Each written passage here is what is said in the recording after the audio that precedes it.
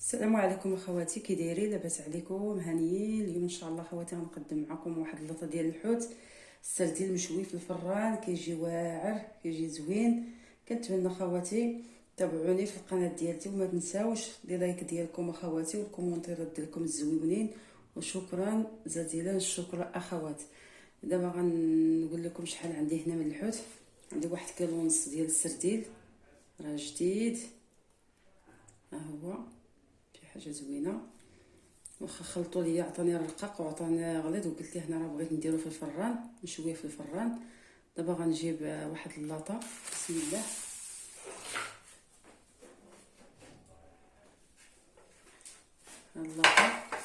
اللاطه فرشت لها هاد الورق. دابا عندي واحد الخنشه ديال واحد الشاشيه ديال الملح، غنفرشها هنايا لهاد القاغيط.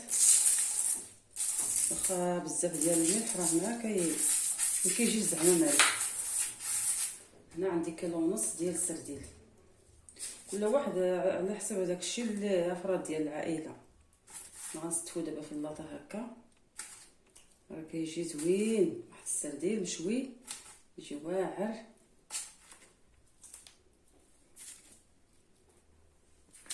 قلت علاش لا ما نوريه ما نشاركو معكم. نستفو هكا. عطاني بزاف ديال الرقيق اللي معليش. نستفو كامل هنا في هاد اللاطه. نرجع معكم. انا دابا استفتو كامل في اللاطه. غنزيد الملح من الفوق.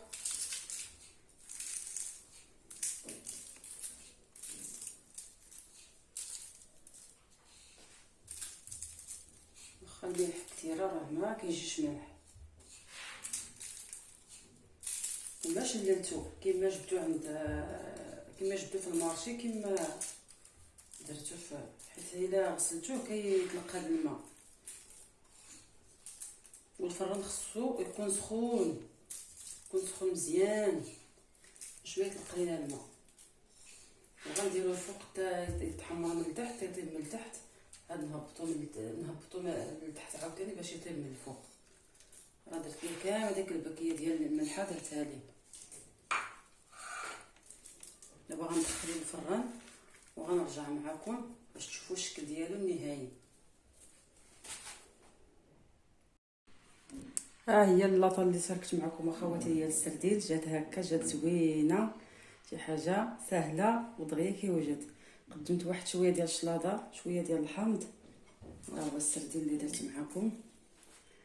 هذاك الملحه كامله راه طلعت الفوق.